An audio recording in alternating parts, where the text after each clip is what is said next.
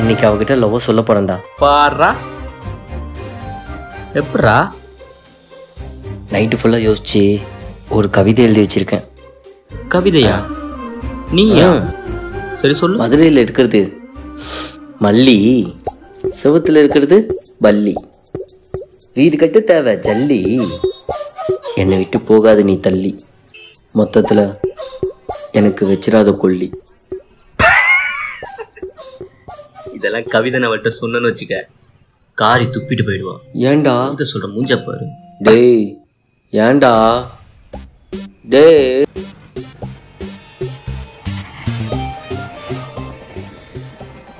மச்சான் மச்சான் சொல்றா. ஒரு கவிதை ஒன்று தோணுது, சொல்லவா? ஏண்டா கவிதை சொல்ற இடமாடா இது? சொல்லு. நேற்று வச்ச மீன் குழம்பை விட சிறந்தது உன் காதல் அன்பே, உன் காதல் அன்பே. கர்மம் முடிச்சவன, நீ சொன்ன கவிதையில கக்கா வரலடா எனக்கு.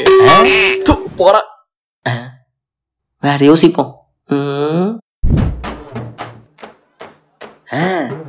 இட்லிக்கு தேவை சட்னி, நீ கேட்டாலும் கொடுப்பேன் கிட்னி.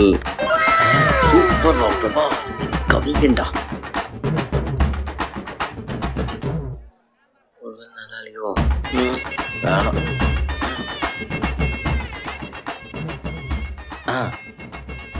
டிஃபனுக்கு சாப்பிடுவோம் சேமியா, உன் அம்மா தான் எனக்கு மாமியா.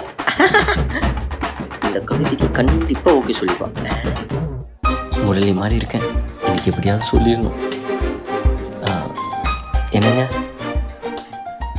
நீங்களா? சொல்லுங்க. உங்ககிட்ட கொஞ்சம் பேசணும். சொல்லுங்க. இந்த ஒரு நிமிஷம், முருகா ஓகே சொல்லிடணும்ப்பா.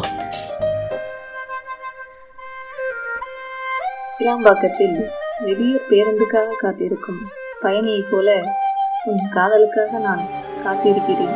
செம்மங்க, செம்மையா இருக்குதுங்க. Yes yes. இதை விட நேற்று ஒரு கவிதை சொன்னா பாருங்க, வேற லெவல்ல இருந்துச்சுங்க. நேத்தா? ஆமாங்க. மதுரையில் இருக்கு மல்லி, செவத்துல இருக்கு பள்ளி, அப்புறம் ஏதோ ஒரு வீடு கட்ட தேவை ஜல்லி, பெண்ணே என்னை விட்டு நீ போயிடாத தள்ளி தள்ளி, என் வாழ்க்கையில நீ வச்சிடாத கொல்லி கொல்லி கொல்லி. அட பாவி சண்டாளா. பேபே இங்க என்ன பண்ணிட்டு இருக்க? ஏண்டா நீயே லெட்டர் எடுத்துட்டு வந்திருக்கலாம்ல, எதுக்கு அண்ணன்ட்ட கொடுத்த?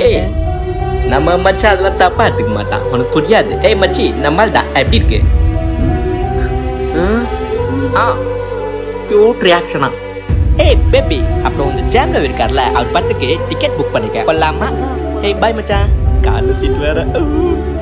பாய்ண்ணா, பாய். அண்ணாவா?